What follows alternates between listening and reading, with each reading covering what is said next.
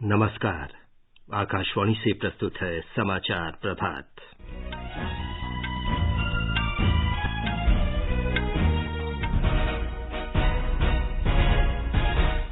प्रधानमंत्री नरेंद्र मोदी ने केरल के कोचीन बंदरगाह पर पहले अंतर्राष्ट्रीय क्रूज टर्मिनल का उद्घाटन किया।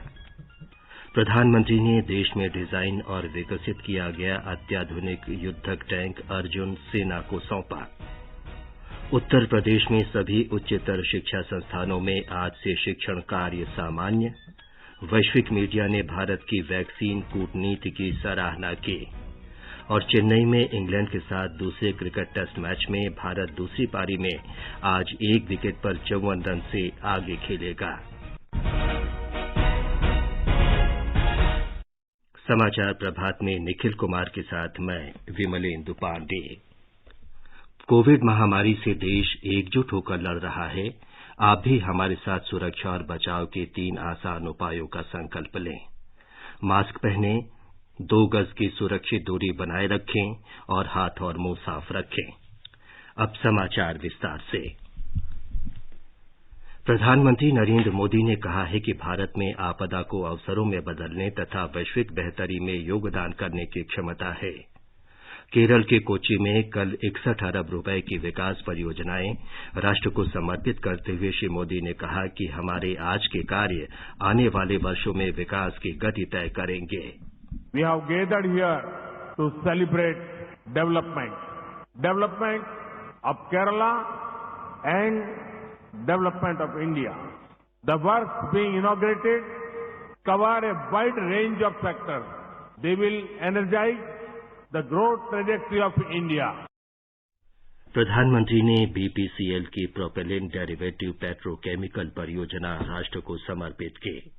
Once again, from Kochi, we dedicate to the nation the propylene derivatives petrochemicals complex of the Kochi refinery. This one project will help strengthen our journey toward being Atmanirbhar. Thanks to this complex, foreign exchange would be saved, a wide range of industries would gain, and employment opportunities would be generated. इस परियोजना से 40 अरब रुपए की विदेशी मुद्रा प्रतिवर्ष बचाने में मदद मिलेगी। श्री मोदी ने कोचीन बंदरगाह पर देश के पहले अंतर्राष्ट्रीय क्रूज टर्मिनल सागरिका का भी उद्घाटन किया। उन्होंने कोच्चि शिपयार्ड लिमिटेड के मरीन इंजीनियरिंग ट्रेनिंग इंस्टीट्यूट का शुभारंभ किया। प्रधानमंत्री ने कोचीन बंदरगाह पर साउथ कोल बर्थ के पुनर्निर्माण की आधारशिला भी रखी। श्री मोदी ने कहा कि बीते वर्ष में मानवता ने अभूतपूर्व संकट देखा है। 130 करोड़ भारतीयों की शक्ति से राष्ट्र ने कोविड से संघर्ष किया है। सरकार विदेशों में भारतीय समुदाय, विशेषकर खाड़ी देशों में रह रहे भारतीयों की जरूरतों के प्रति हमेशा संवेदनशील रही है। प्रधानमंत्री ने कहा कि कोविड महामारी से अंतर्राष्ट्रीय यात्राएं प्रभावित हुई हैं और लोग आसपास के क्षेत्रों में पर्यटन के लिए जा रहे हैं। स्थानीय पर्यटन क्षेत्र के लिए ये बड़ा अवसर है। विश्व पर्यटन सूचकांक में भारत 65वें स्थान से 34वें स्थान पर आ गया है। श्री मोदी ने युवा पीढ़ी से आसपास के क्षेत्रों की यात्रा कर स्थानीय पर्यटन को बढ़ावा देने की अपील की। Since the global pandemic has affected international travel, people are going to nearby places. This is a great opportunity for us. On one hand, this means added livelihood to those in the local tourism industry. On the other hand, it makes the connect between our youth and our culture stronger. I urge our young startup friends to use this time and travel to as many as nearby areas as possible. Shri Modi ने कहा कि केंद्रीय budget में ऐसे संसाधनों और योजनाओं का प्रावधान किया गया है जिनसे केरल को लाभ मिलेगा। इनमें कोच्चि मेट्रो का अगला चरण भी शामिल है। उन्होंने कहा कि आर्थिक विकास को गति देने के लिए 2 महत्वपूर्ण तथ्य क्षमता निर्माण और भविष्य की आवश्यकता के लिए आधुनिक बुनियादी ढांचा बनाना है। प्रधानमंत्री ने तमिलनाडु के चेन्नई में 80 अरब रुपए से अधिक की परियोजनाओं का शुभारंभ भी किया। श्री मोदी ने जल संरक्षण के तरीके अपनाने और रिकॉर्ड अनाज उत्पादन के लिए राज्य के किसानों की प्रशंसा की। I want to appreciate the farmers of Tamil Nadu for record food grain production and good use of water resources. For thousands of years, this Grand Anicut and its canal systems have been the lifeline of the rice bowl Tamil Nadu. The Grand Anicut is a living testimony to our glorious past. It is also an inspiration to our nation's Atmanirbhar Bharat goals.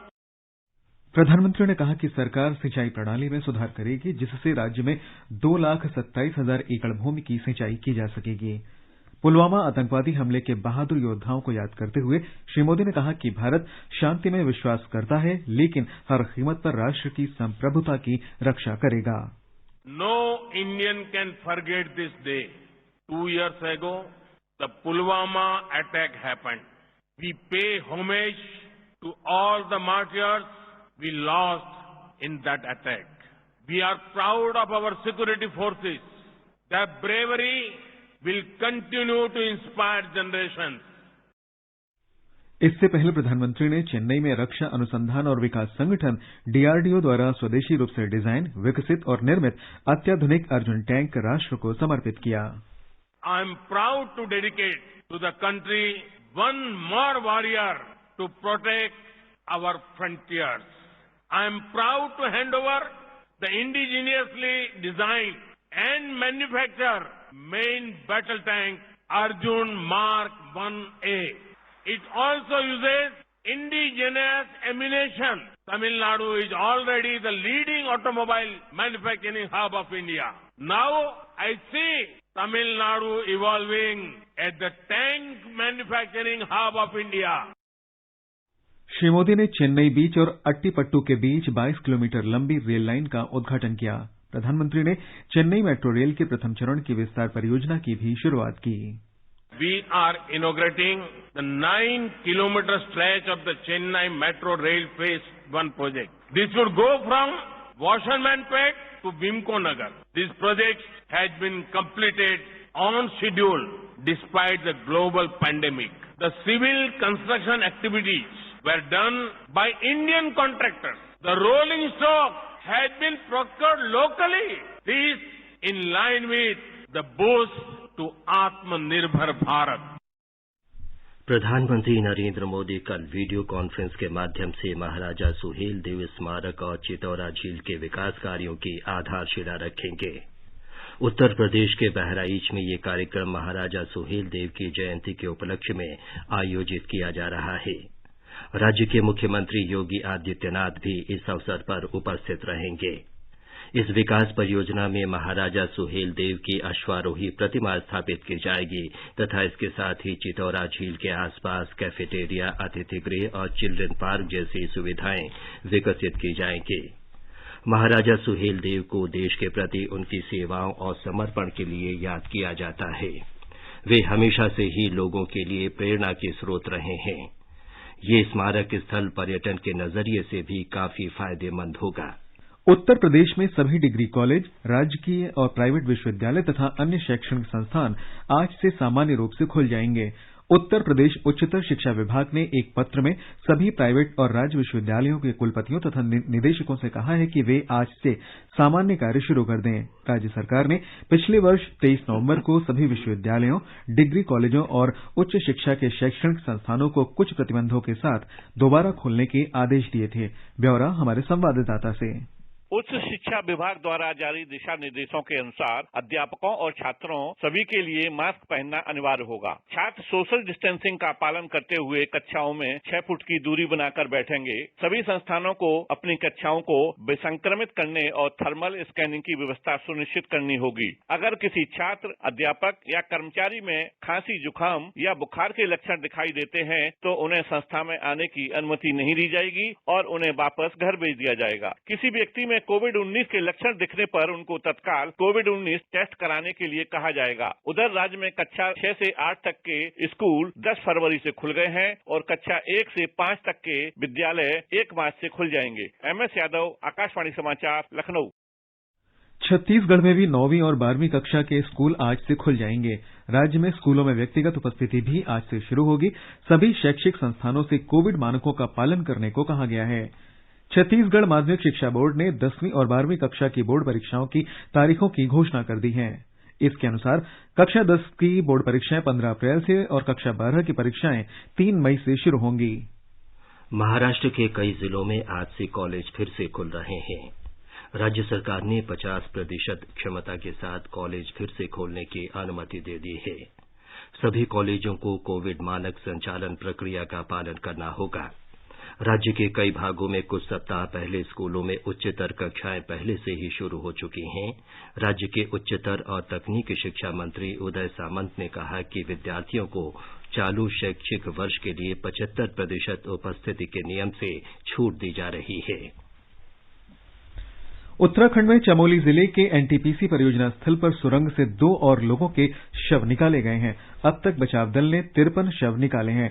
करीब 151 लोग अभी भी लापता हैं। ब्यौरा हमारे संवाददाता से। तपोवन सुरंग में बचाव और तलाशी अभियान पूरी रात चलता रहा। हालांकि अभी भी सुरंग में जिंदगी के कोई निशान नजर नहीं आ रहे हैं। जहां 7 फरवरी को हुए हादसे में 25 से 35 लोगों के फंसे होने की बात कही जा रही थी। बचाव दल को अब रैणी गांव में ऋषि गंगा पावर प्रोजेक्ट के पास और तपोवन की मुख्य सुरंग में शव मिलने शुरू हो गए हैं। लगभग सभी बरामद शवों की पहचान कर ली गई है और जिन्होंने इस हादसे में अपनी जान गंवाई उनमें स्थानीय लोगों के साथ ही उत्तर प्रदेश, हिमाचल, बिहार और जम्मू कश्मीर तक के लोग हैं। शवों को परिजनों के सुपुर्द किया जा रहा है। वहीं कुछ शवों और बरामद मानव अंगों का पूरी रीति रिवाज के साथ दाह संस्कार भी किया जा रहा है। इस बीच रैणी और तपोवन दोनों ही जगहों पर संपर्क मार्ग को बहाल करने का प्रयास किया जा रहा है। देहरादून से राघवेश पांडे के साथ सुशील चंद्र तिवारी, रैणी गांव, तपोवन, चमोली। केंद्रीय बजट 2021-22 श्रृंखला के अंतर्गत आज हम आपको पर्यावरण संरक्षण के बारे में की गई घोषणाओं से अवगत कराएंगे। सरकार ने पर्यावरण, वन और जलवायु परिवर्तन मंत्रालय के लिए अगले वित्त वर्ष में 28 अरब 69 करोड़ रुपए से अधिक का परिव्यय प्रस्तावित किया है। वायु प्रदूषण की विकट समस्या से निपटने के लिए 10 लाख से अधिक आबादी वाले 42 शहरी केंद्रों के लिए 22 अरब 17 करोड़ रुपए प्रस्तावित किए गए हैं। बजट भाषण में वित्त मंत्री निर्मला सीतारामन ने पुराने और अनुपयुक्त वाहनों को विभिन्न चरणों में स्वैच्छिक रूप से हटाने की नीति की घोषणा की थी। इससे वाहनों से होने वाले प्रदूषण में कमी आएगी। We are separately announcing a voluntary vehicle scrapping policy to phase out old and unfit vehicles. This will help in encouraging fuel-efficient, environment-friendly vehicles, thereby reducing vehicular pollution and oil import bills. Vehicles would undergo fitness tests in automated fitness centers after 20 years in case of personal vehicles and after 15 years in case of commercial vehicles. Details of the scheme will be separately shared by the ministry. ब्यौरा हमारे संवाददाता से।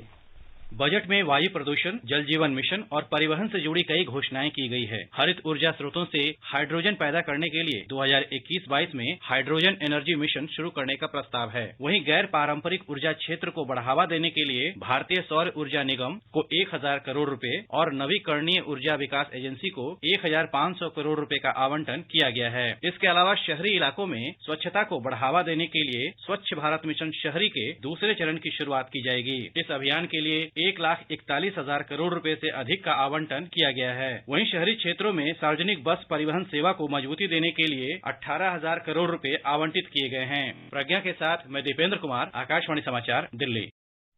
राष्ट्रीय राजमार्गों पर toll plaza के सभी लेन आज आधी रात से फास्टैग लेन घोषित हो जाएंगे। सड़क परिवहन और राजमार्ग मंत्रालय ने कहा है कि शुल्क का भुगतान डिजिटल मोड में करने को बढ़ावा देने, प्रतीक्षा समय और ईंधन खर्च कम करने तथा टोल प्लाजा के जरिए निर्बाध यात्रा उपलब्ध कराने के लिए ये कदम उठाया गया है।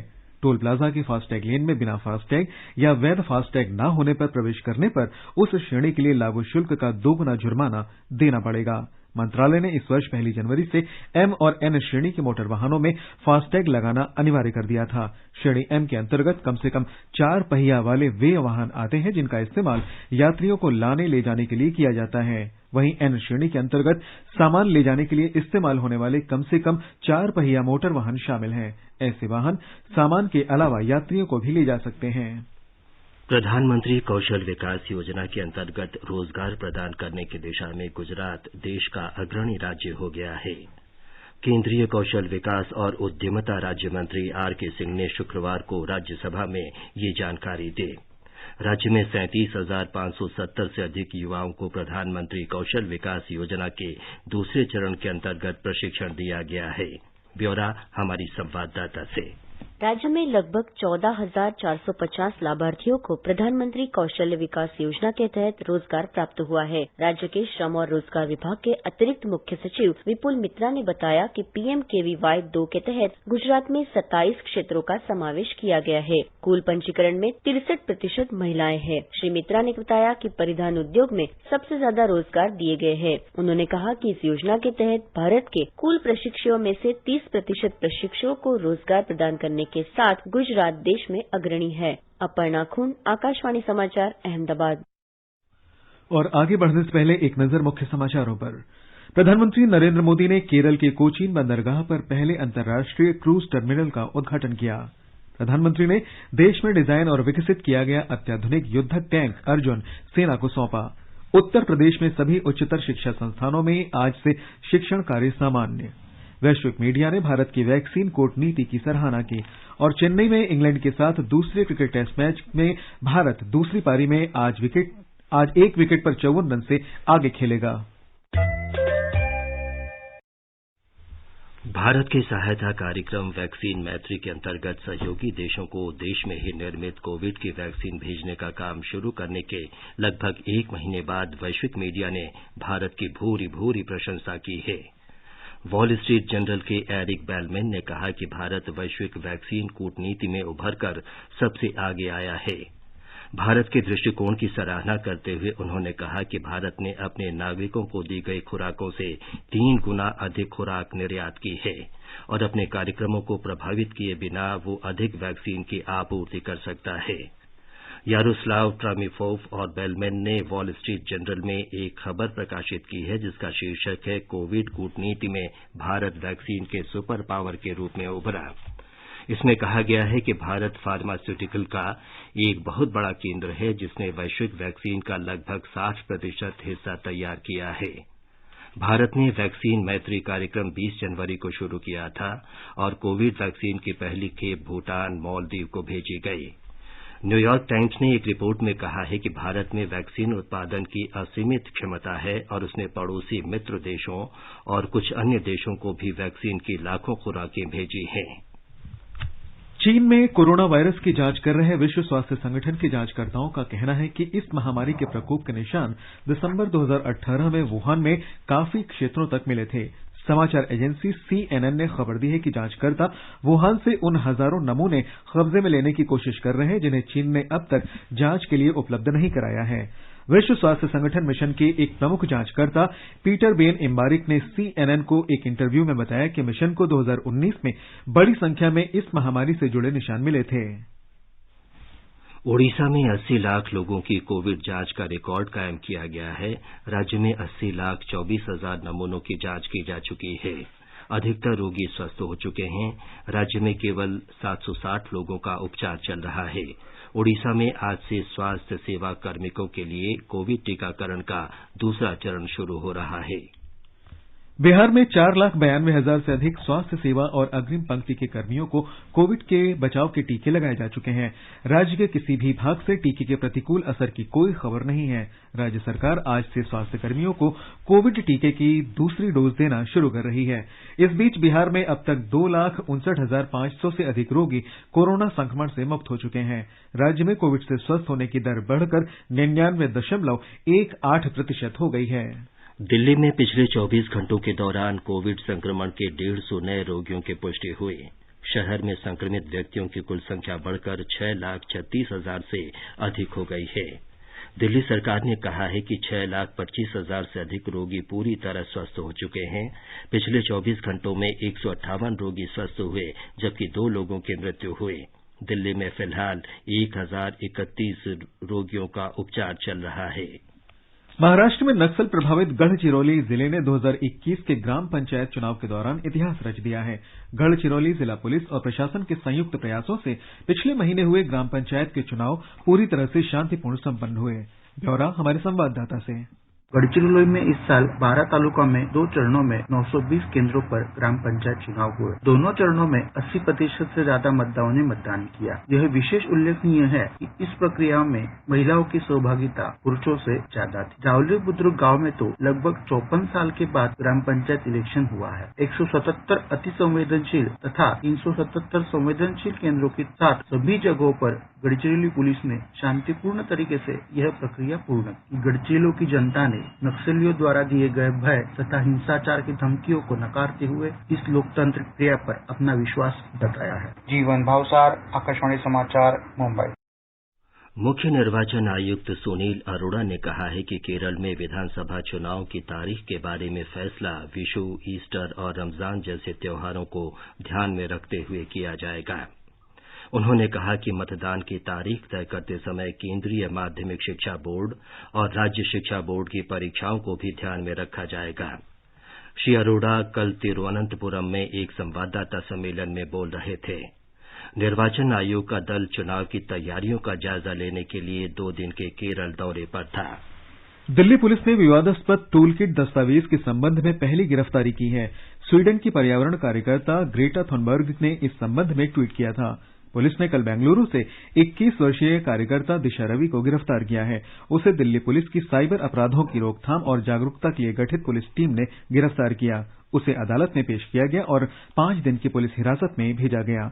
मामले में प्राथमिकी 4 फरवरी को दर्ज की गई थी। पुलिस ने इससे पहले गूगल को लिखा था कि वह ग्रेटा द्वारा अपलोड किए गए मूल दस्तावेज भेजे। दिल्ली पुलिस ने दावा किया है कि दिशा न केवल टूल किट गूगल डॉक की संपादक है, बल्कि दस्तावेज का मसौदा तैयार करने और प्रसार की मुख्य साजिशकर्ता भी है। भारत के वाणिज्यिक जहाज एमवी अनास्तासिया के चालक दल के 16 सदस्य भारत पहुंच गए हैं। जहाज कंपनी ने जापान में 10 फरवरी को अपने चालक दल में बदलाव किया था, जिसके बाद इन्हें भारत आने की अनुमति मिली थी। ये लोग कल मुंबई पहुंचे। ये जहाज पिछले वर्ष 20 सितंबर से चीन के बंदरगाह पर फंसा था। इस कार्रवाई में पेइचिंग में भारतीय दूतावास ने गहन प्रयास किए। दिल्ली के आनंद विहार और उत्तर प्रदेश के मऊ के बीच विशेष रेलगाड़ी की शुरुआत की गई है। ये ट्रेन सप्ताह में 2 बार चलेगी। रेल मंत्री पीयूष गोयल ने कल वर्चुअल माध्यम से इस ट्रेन को झंडी दिखाकर रवाना किया। इस अवसर पर श्री गोयल ने कहा कि पूर्वांचल के लोग लंबे समय से इस ट्रेन की मांग कर रहे थे। इससे यात्रियों को सुविधा होगी और क्षेत्र की अर्थव्यवस्था को भी बढ़ावा मिलेगा। और अब एक नजर आज के मौसम पर। राष्ट्रीय राजधानी दिल्ली में आज सुबह हल्का कोहरा छाया रहा। न्यूनतम तापमान 10 डिग्री सेल्सियस दर्ज किया गया। अधिकतम तापमान 29 डिग्री सेल्सियस के आसपास रहेगा। मुंबई में आसमान साफ रहेगा। तापमान 21 और 31 डिग्री सेल्सियस के बीच रहने के आसार हैं। चेन्नई में बादल छाए रहेंगे। तापमान 21 और 30 डिग्री सेल्सियस के बीच रहने के आसार हैं। कोलकाता में न्यूनतम तापमान 19 डिग्री सेल्सियस दर्ज किया गया। अधिकतम तापमान 31 डिग्री सेल्सियस तक जा सकता है। जम्मू में आसमान साफ रहेगा। शाम को बादल छा सकते हैं। न्यूनतम तापमान 10 डिग्री सेल्सियस रिकॉर्ड किया गया, जबकि अधिकतम तापमान 22 डिग्री सेल्सियस रहने की संभावना है। श्रीनगर में आसमान साफ रहेगा। न्यूनतम तापमान 0 डिग्री सेल्सियस रहा और अधिकतम तापमान 16 डिग्री सेल्सियस तक पहुंच सकता है। गिलगित में आसमान साफ रहेगा। तापमान 0 से 1 डिग्री सेल्सियस नीचे और 20 डिग्री सेल्सियस के बीच रहने की संभावना है। मुजफ्फराबाद में मौसम साफ रहेगा। तापमान 7 से 24 डिग्री सेल्सियस के बीच रहने के आसार हैं। गुवाहाटी में सुबह घना कोहरा छाया रहा। न्यूनतम तापमान 14 डिग्री सेल्सियस रहा और अधिकतम तापमान 30 डिग्री सेल्सियस रहने के आसार हैं। समाचार कक्ष से रत्ना पांडे। चेन्नई में इंग्लैंड के साथ दूसरे क्रिकेट टेस्ट मैच के तीसरे दिन आज भारत 1 विकेट पर 54 रन से आगे खेलेगा। भारत ने कुल मिलाकर 249 रन की बढ़त बना ली है। रोहित शर्मा 25 और चेतेश्वर पुजारा 7 रन बनाकर क्रीज पर थे। इंग्लैंड की टीम कल पहली पारी में 134 रन पर सिमट गई। भारत की ओर से रविचंद्रन अश्विन ने सर्वाधिक 5 विकेट लिए। ये लगातार दूसरा अवसर था जब उन्होंने 5 खिलाड़ियों को आउट किया। अश्विन टेस्ट क्रिकेट के 143 वर्षों के इतिहास में पहले ऐसे गेंदबाज हो गए हैं जिन्होंने बाएं हाथ से बल्लेबाजी करने वाले 200 खिलाड़ियों को आउट किया है। ये समाचार हमारी वेबसाइट newsonair.com/hindi पर भी उपलब्ध हैं। और निखिल, अब बताएं कि आज के समाचार पत्रों में क्या विशेष है। जी विमलेंदु, आज के समाचार पत्रों पर नजर डालें तो तमिलनाडु और केरल को 11,000 करोड़ रुपए की परियोजनाएं, दैनिक भास्कर की अहम खबर है। प्रधानमंत्री नरेंद्र मोदी का उल्लेख करते हुए पत्र लिखता है, विकास यात्रा को ऊर्जा देने वाली हैं परियोजनाएं। अर्जुन MK1 टैंक का स्वदेशी संस्करण सेना को सौंपा गया। इस हंटर किलर टैंक से छिपना दुश्मनों के लिए नामुमकिन। पुलवामा हमले की दूसरी बरसी पर शहीदों को श्रद्धांजलि अखबारों के मुखपृष्ठ पर है। जनसत्ता की सुर्खी है, सीआरपीएफ ने कहा, ना माफ करेंगे ना भूलेंगे। अमर उजाला की बड़ी खबर है, जम्मू को दहलाने की बड़ी साजिश नाकाम, 7 किलो आईईडी बरामद।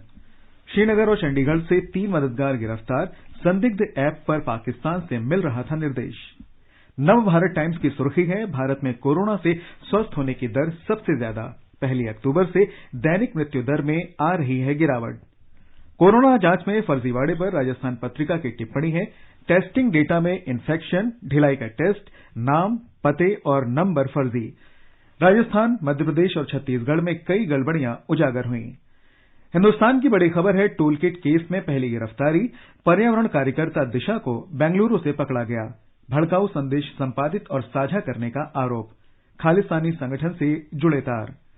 चमोली त्रासदी पर हरिभूमि का कहना है कि 8वें दिन 12 और शव मिले, 156 लोगों की अभी भी तलाश। अमर उजाला की सुर्खी है, फास्टैग आज रात से अनिवार्य, केंद्रीय मंत्री नितिन गडकरी ने कहा, टैग नहीं तो दोगुना टोल टैक्स वसूला जाएगा, अब नहीं बढ़ेगी फास्टैग लगाने की तारीख। दैनिक जागरण का शीर्षक है, रोजगार का पर्याय बना असीम पोर्टल, प्रशिक्षित कामगारों और उद्योगों के लिए कर रहा है सेतु का काम। 5 लाख को मिली नौकरी, 1.5 करोड़ प्रशिक्षित कामगार अब तक इसमें करा चुके हैं पंजीकरण। हिंदुस्तान सहूलियत शीर्षक से लिखता है, सुप्रीम कोर्ट में ऑनलाइन और ऑफलाइन सुनवाई एक साथ होगी। ऑनलाइन सुनवाई से छोटे वकीलों को हो रहा था नुकसान। विश्व बैंक की रिपोर्ट का उल्लेख करते हुए राजस्थान पत्रिका लिखता है, सड़क हादसों से देश की जीडीपी पर होता है 3.14% असर, 75% गरीब परिवारों की आमदनी होती है प्रभावित। वहीं जनसत्ता का कहना है, सड़क दुर्घटनाओं में मरने वाले सबसे ज्यादा भारतीय, महज 1% वाहन, लेकिन 11% की मौत। तो विमलेंदु, ये थे अखबारों की कुछ प्रमुख सुर्खियां। अब कुछ समाचार। अल्पसंख्यक कार्य मंत्रालय 20 फरवरी से 1 मार्च तक नई दिल्ली के जवाहरलाल नेहरू स्टेडियम में हुनर हाट का आयोजन करने जा रहा है। इसमें देश के 31 राज्यों और केंद्र शासित प्रदेशों के 600 से अधिक कारीगर और शिल्पकार भाग लेंगे। अंत में मुख्य समाचार एक बार फिर। प्रधानमंत्री नरेंद्र मोदी ने केरल के कोचीन बंदरगाह पर पहले अंतर्राष्ट्रीय क्रूज टर्मिनल का उद्घाटन किया। प्रधानमंत्री ने देश में डिजाइन और विकसित किया गया अत्याधुनिक युद्धक टैंक अर्जुन सेना को सौंपा। उत्तर प्रदेश में सभी उच्चतर शिक्षा संस्थानों में आज से शिक्षण कार्य सामान्य। वैश्विक मीडिया ने भारत की वैक्सीन कूटनीति की सराहना की। और चेन्नई में इंग्लैंड के साथ दूसरे क्रिकेट टेस्ट मैच में भारत दूसरी पारी में आज 1 विकेट पर 54 रन से आगे खेलेगा। इसके साथ ही समाचार प्रभात का ये अंक समाप्त हुआ। नमस्कार।